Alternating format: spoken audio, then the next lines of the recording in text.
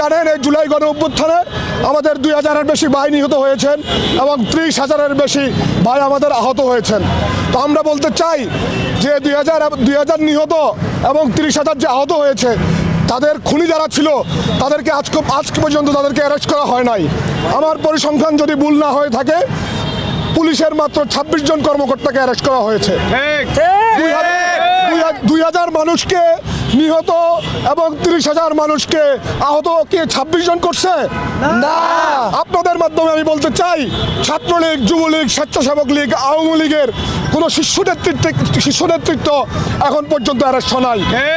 আমরা দেখেছি গত 16 বছর এরা লুটপাট করে 5 আগস্ট জুলাই গণ অভ্যুত্থানের পরে এরা বিভিন্নভাবে বিভিন্ন মাধ্যমে বিভিন্ন জনকে ম্যানেজ করে এরা দেশের বাইরে আমোদ ফুর্তিতে ব্যস্ত আছে।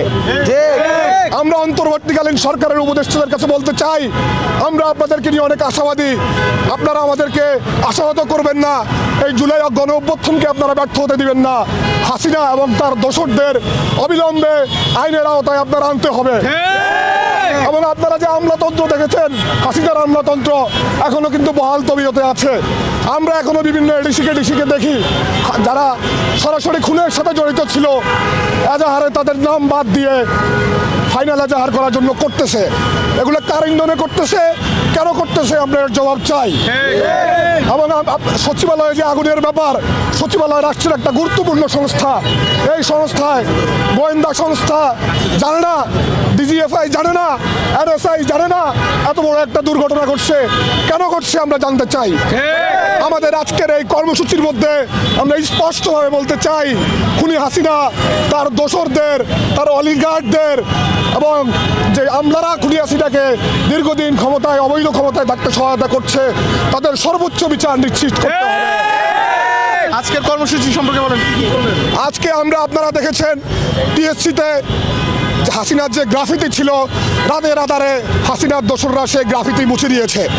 আমরা তারই প্রতিবাদ স্বরূপ আমরা এই কারণ বাজারে আমরা গ্রাফিতি সাটাইছি। হাসিনা কোনোদিন বাংলাদেশের মানুষ গ্রাফিতি মুছে হাসিনাকে বাংলাদেশের জনগণের অন্তর থেকে কোনোদিন মুছে দিতে পারবে না। বাংলাদেশ যতদিন থাকবে হাসিনাকে মানুষ ঘৃণা সহকারে স্মরণ করবে। কারণ পৃথিবীর ইতিহাসে হাসিনা সর্বনিকৃষ্ট স্বৈরাচারদের মধ্যে একজন। আপনারা দেখেছেন বাংলাদেশে লক্ষণ সেনের পরে এই প্রথম কোনো রাষ্ট্রপ্রধান দেশ ছেড়ে পালায় গেছে।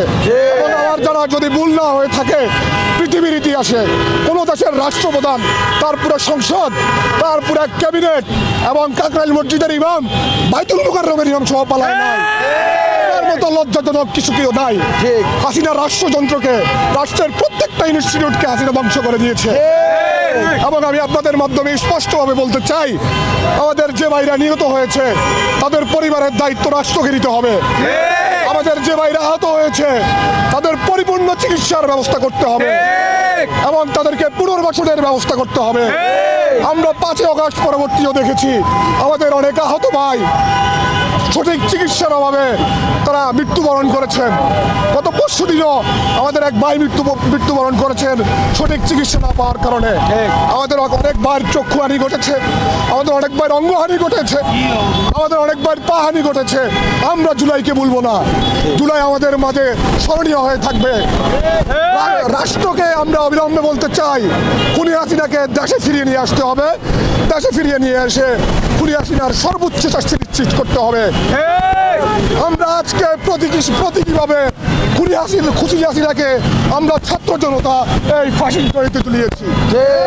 এবং আমরা বলতে চাই খুনি হাসিনাকে যদি কেউ অবৈধ সুযোগ দিতে চায়, তার বিচার প্রক্রিয়া নিশ্চিত না করতে চায়, তাহলে বাংলাদেশের জনগণ যেভাবে এই ফাঁসিবাদকে বাংলাদেশ থেকে বিতাড়িত করেছে সেভাবে তাদেরকেও বিতাড়িত করবে। এবং আমি আরেকটা কথা বলে শেষ করতে চাই, আপনারা জানেন বাংলাদেশের সর্বপ্রথম স্বৈরশাসক হচ্ছে শেখ মুজিব।